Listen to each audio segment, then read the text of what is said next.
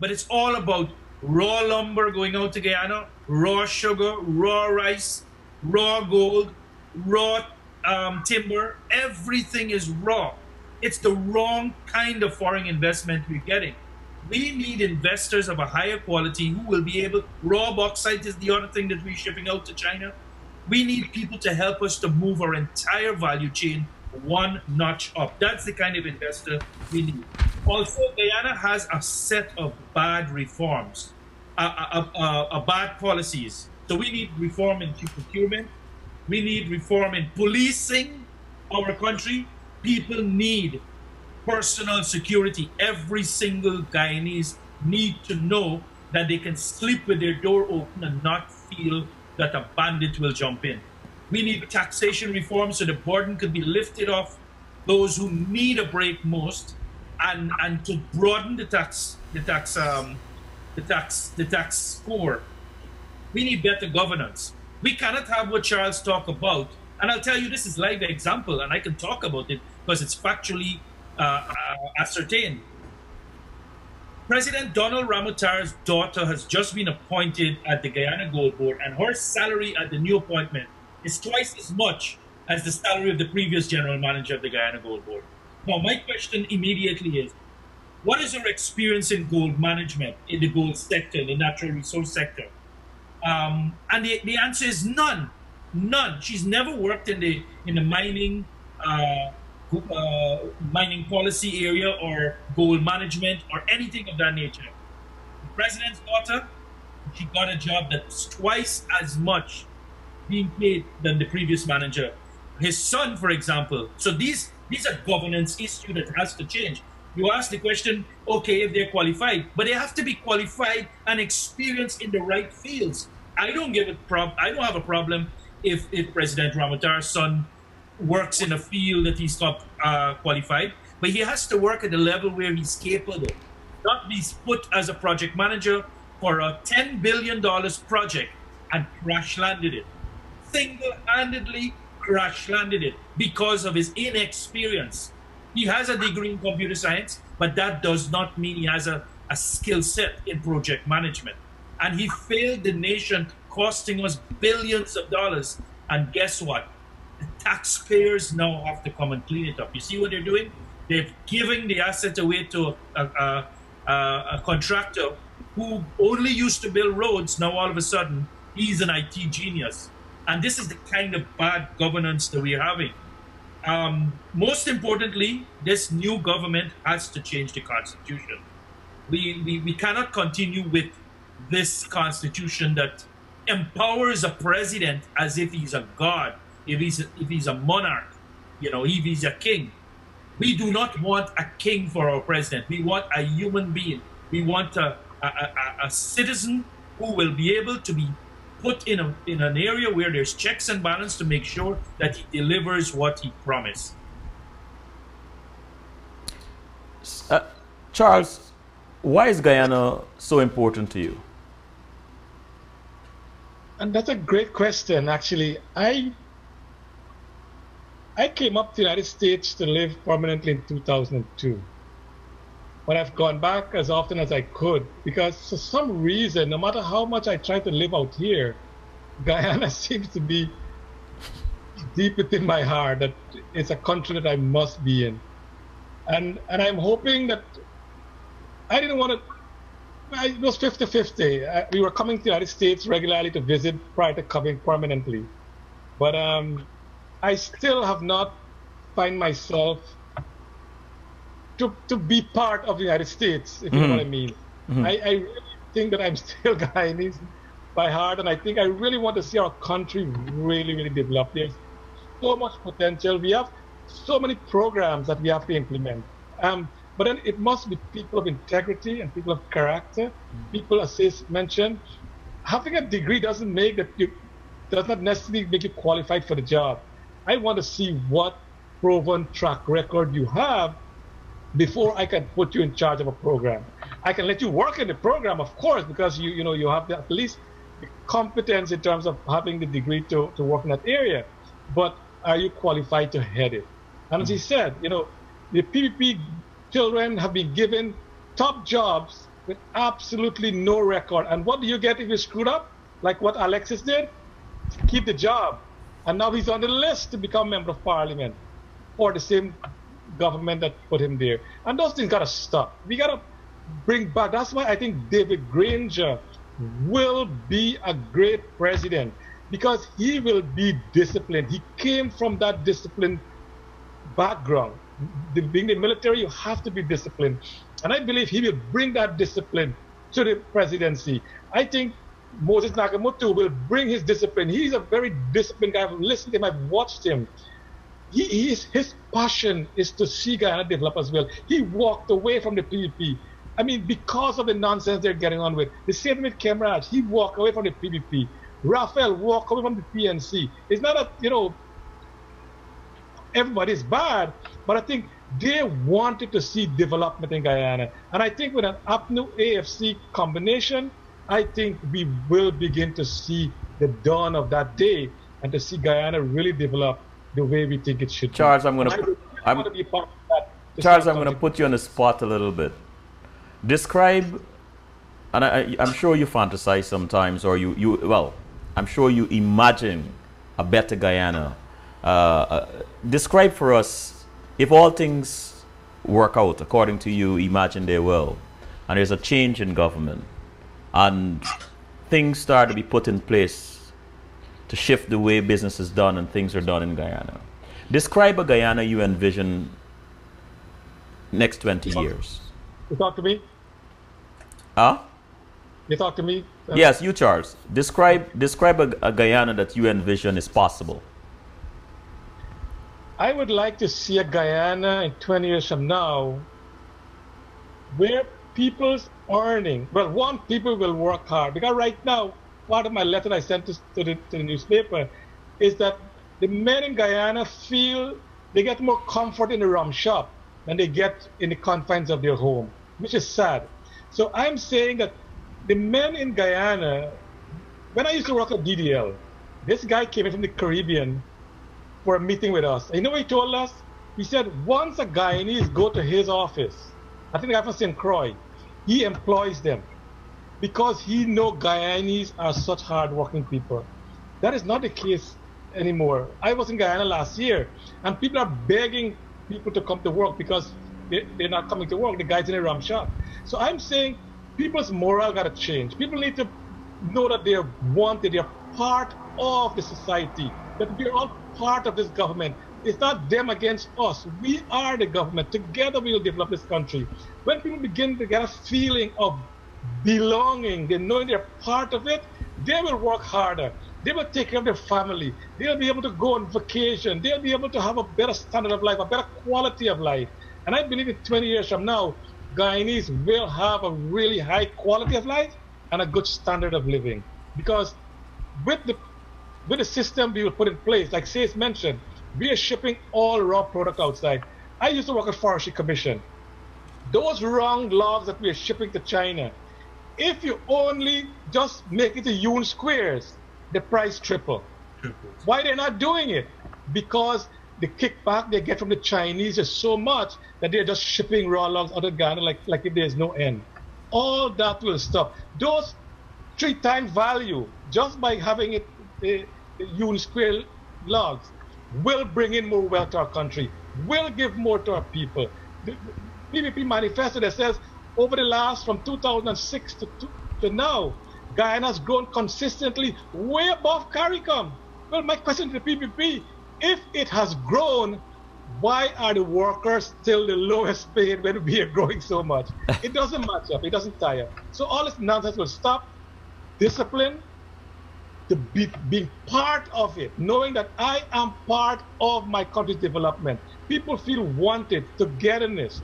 I think Guyana will be a prosperous country. People will be dedicated. People will be happy, Mr. Rohi. They will not commit suicide. They will be happy with an APNU AFC because of the opportunity they will get from us.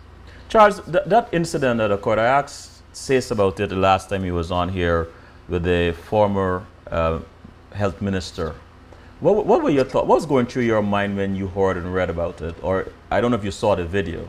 What was going through your mind? That's the mindset of the PPP.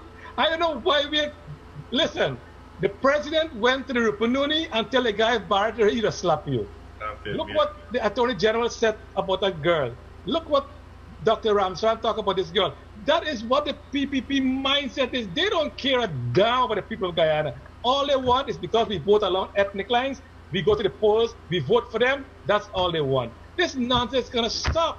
This is the PPP in its true color. In its true color. It is not a mistake that Barry made. The president is saying now, oh, Barry was provoked. Come on. If you know Barry has a temper problem and he's provoked, why you make him Minister of Health in the first place? He's not qualified for that position. So the thing is, they're making excuse upon excuse. But what Barry Ramsran did is what the PPP is good at doing. And that's it. And sis, what are you hoping, what are some policy changes you're hoping for?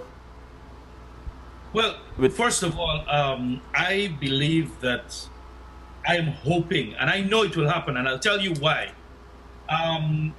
I worked a lot with Moses Nagamutu over the years, and I'm telling you, he's a very experienced, people-centered person.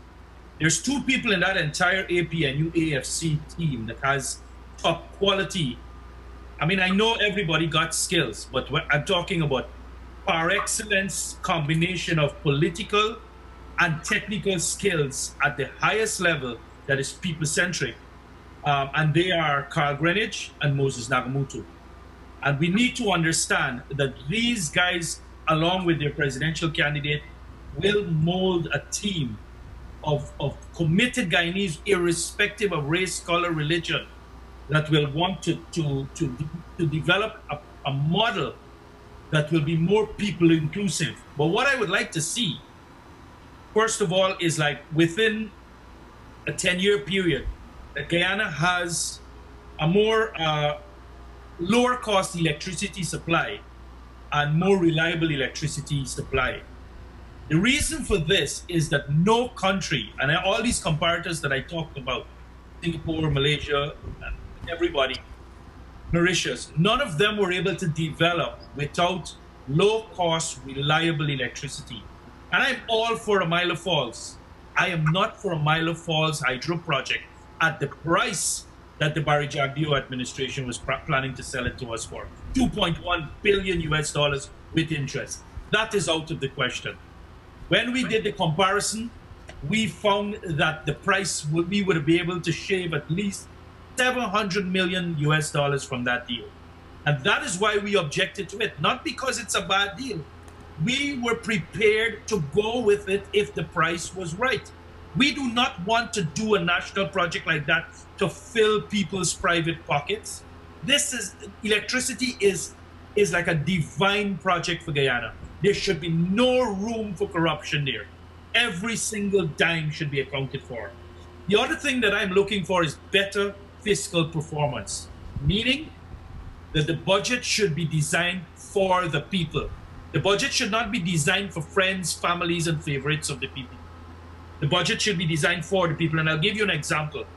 Right now in Guyana in 2015, the PPP has a ministerial pool of vehicles of over 100 vehicles. That means on average, every minister has on average 4 executive Prado class type vehicle at his disposal.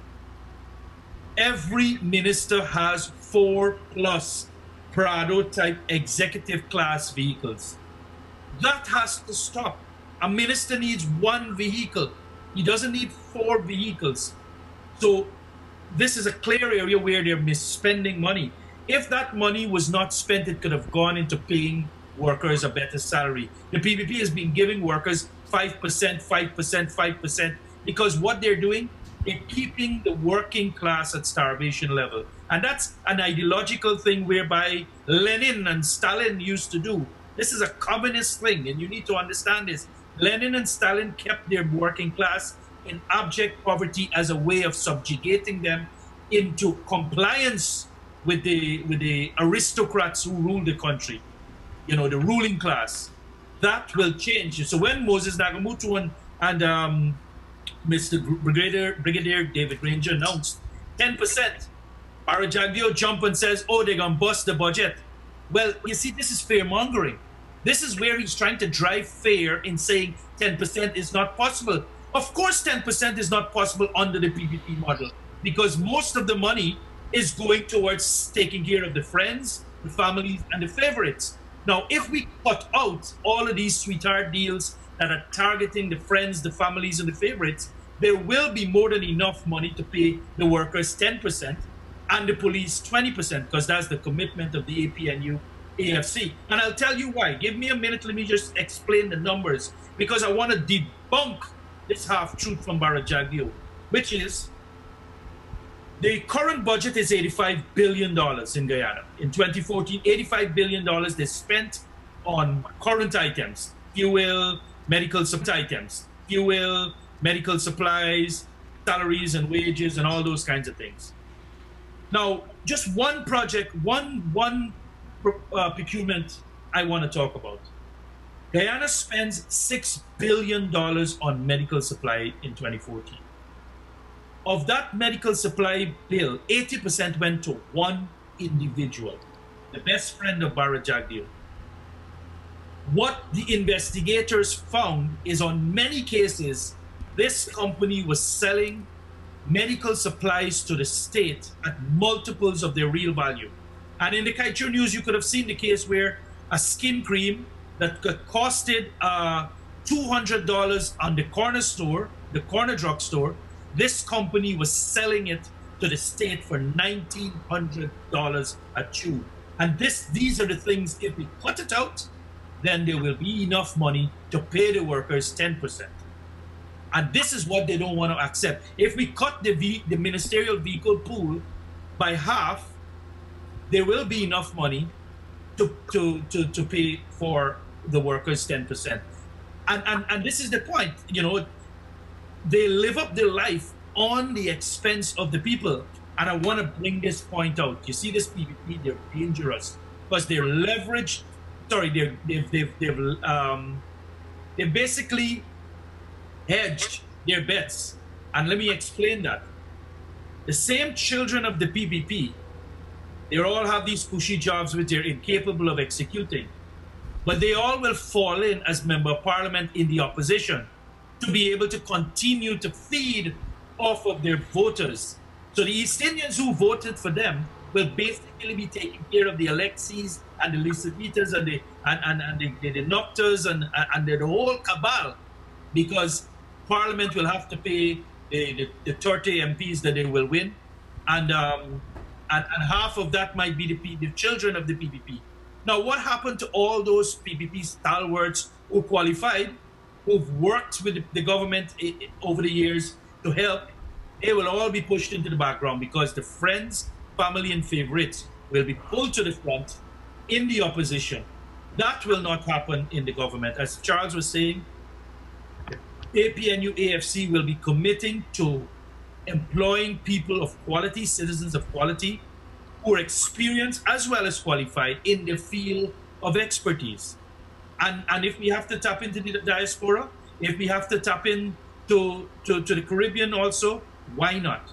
Let's transform Guyana. That's the commitment. That is what I dream of, that we will have a transformed Guyana in 10 years' time. Sis, while you're on camera, should the coalition win the elections? Many will have high expectations for quick results. What are your thoughts on that? Well, first of all, I want to go back a little bit in the past. When Dr. Jagan came into power in 1992, of course, again, at that point in time, a lot of his supporters had high expectations. But he found a situation where he had to do a lot of work. But let's make this clear. The path that was set by Carl Greenwich was an upward path. The growth rate in 1991 was 7.7%. So that's why Asghar Ali was able to generate the 8.8% and do some quick turnarounds. I want to caution the supporters of the APNU. We don't know what the Jagdeo Ramatara administration has really left. We know the broad strokes, because we do have our sources in the Ministry of Finance and so forth. So we know the broad strokes, but the details on their the financial commitments that they've made, the contingent commitments, especially around all those Chinese projects, airport projects, these big projects, $150 million.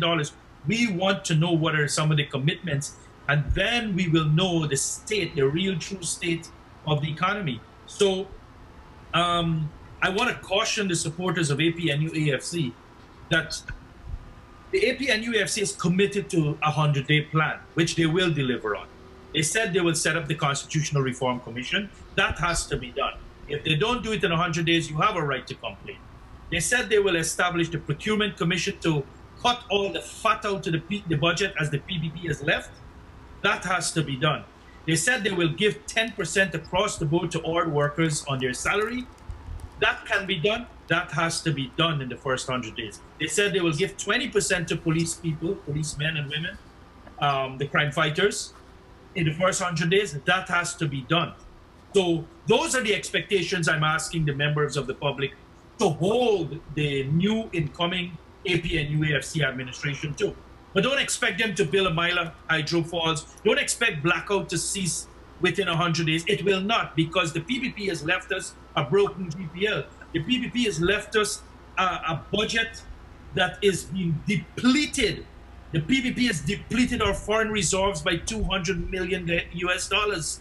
So we do not have a lot of cushion in the budget and in the financial affairs of the country. What you can also expect in the first year, and you need to hold the government to that, is to be able to develop a set of policies that will improve the security situation, the personal security situation of the people. Some of these bandits will have to start hanging like what Desmond Hoyt did in his days. We got to start taking a firm action in protecting the families of Guyana.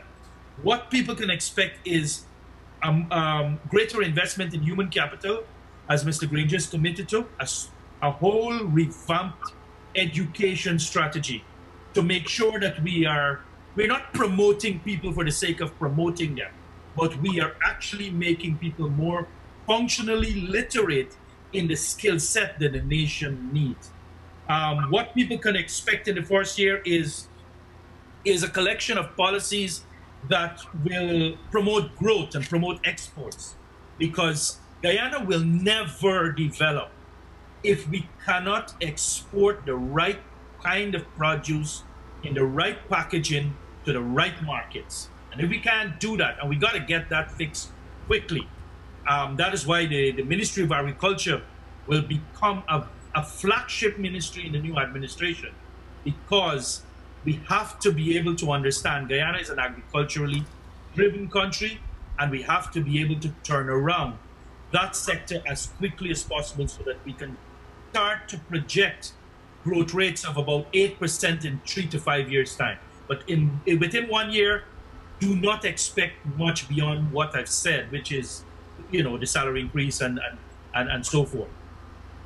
Well, Charles, what is your personal commitment to change in Guyana? My personal commitment to change is, to me, it's to give everyone opportunity to perform at their best, without having the need for me to fear, will they find me because I'm not one of them? Do I have to look over my shoulder because of something else that I have to do to satisfy the egos of the politicians? So I compromise my job.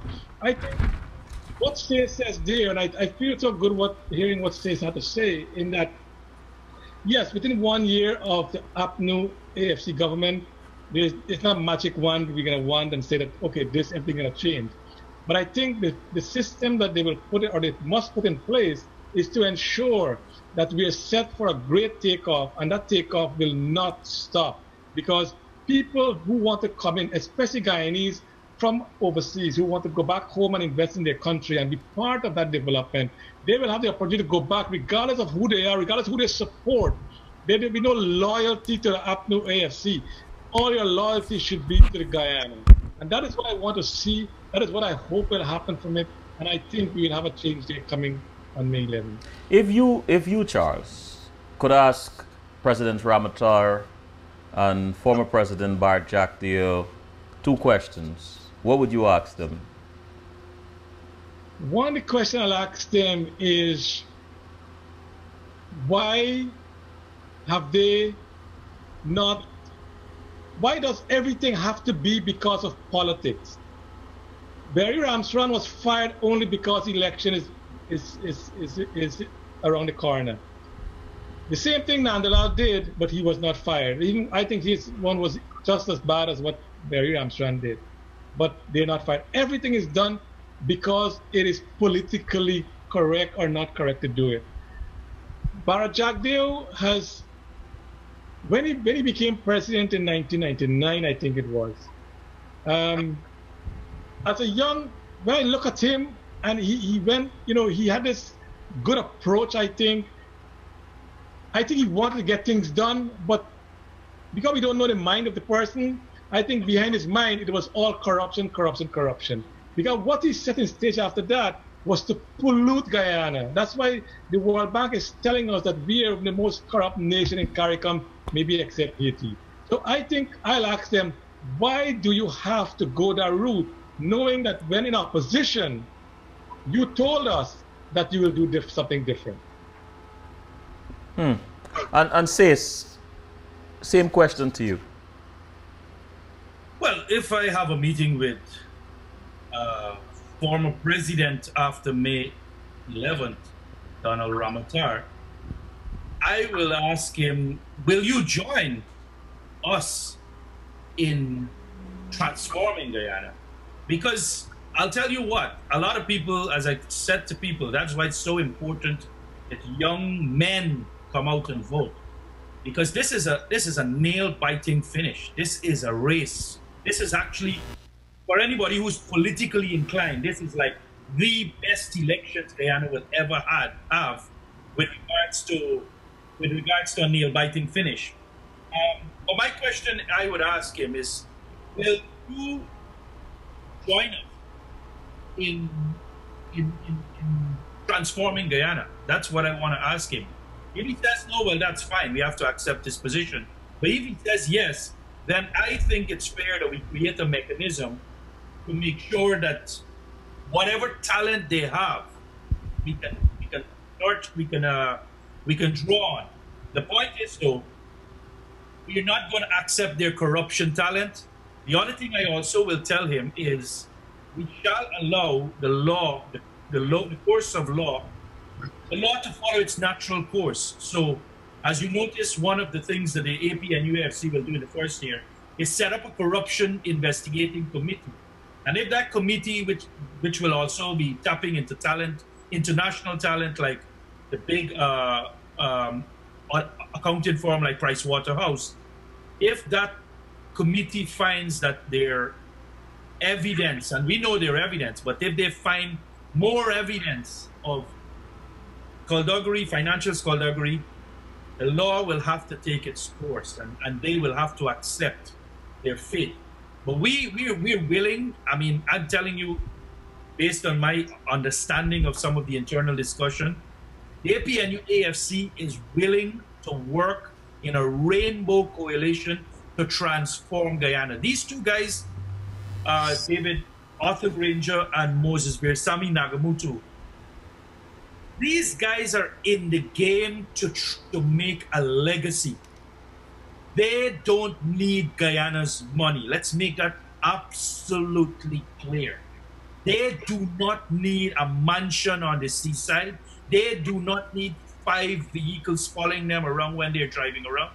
They are interested in making a legacy. They want to, you know, they're on a personal agenda, and I want to disclose this. They're on a personal agenda to do even better than Chedi and Bornum and Desmond Hoy. They want to become the best 2 leaders Guyana has produced when the history books are written 20 years from now.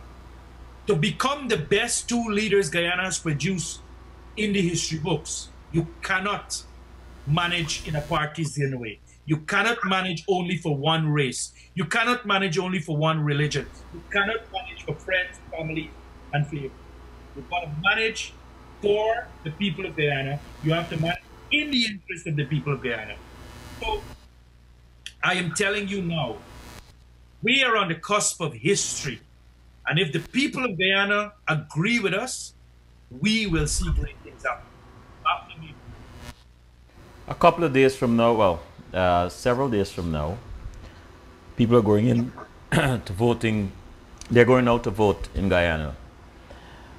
Young men, young people who might be a little bit ambivalent about voting, and some, quite frankly, don't want to say it. If you had to speak to this population, what are you prepared to tell them? I will tell them, I want to first of all apologize to them that your elders, by and large, on both sides of the divide, have failed you. They have failed you because we started this developmental journey with countries like Mauritius, even Singapore, Barbados. We started this developmental journey with all these countries in the. And if you look at our economy and you look at their economy, these countries are way ahead of us. Barbados has a GDP of over 15,000 US dollars. We got $3,000. Singapore is over 50,000. Mauritius is 12,000 US dollars. Every single country that started this journey with us, with a multi-ethnic makeup, except in Fiji, they've gone past us. Malaysia is now a star in the developing world. So I first of all want to apologize to all these young men in particular that our elders have failed us. But want to tell them, I am pleading with them, please can you give Guyana one last chance in 20. Come out and vote. I'm not going to tell you how to vote because the record of the PBP should dictate how you shall vote. If you want to continue in 5 more years of blackouts, 5 more years of the friends, families, and favorites getting more than half of the national budget to pump into their pocket, if you want to continue in 5 more years where 2 patients have to sleep on 1 hospital bed at the Georgetown Hospital, if you want to continue in 5 more years where Guyana spends $35 billion on the education system, but yet we have an increasing functionally illiterate rate in the country whereby basic maths and English informed students in Guyana do not have. They can't pass the CXC exam, while our brothers and sisters in the Caribbean are passing it in increasing numbers. So if you want to continue a situation whereby the government is going to give you a token 5% every year while they keep the hog of their resources to themselves, you will know where to vote. If you want to continue the government taking your money, investing it in a project like Marriott and so forth, and then telling you in front of your face that it's private money, then you will want to do the wrong thing and vote for them. But if you want to do the right thing and embrace a new vision, a new Guyana, whereby we want to put Guyana back to that tradition we had in the 60s of a great work ethics, an excellent functional literacy rate. You know, Guyana in the 60s had an excellent functional literacy rate. If you want us to get back on that path, if you want us to get back on the path with a collection of public policies that will put us in 3 to 5 years at 8% growth rate, then you know the only choice will be a vote for the key with the palm on top of it. And Charles, and we are coming to the close of this broadcast. Any closing words? Yeah, like says, I also want to appeal to our young people. I was privileged to come on the program when you had those 3 young people before, and I think they're 3 very intelligent young people.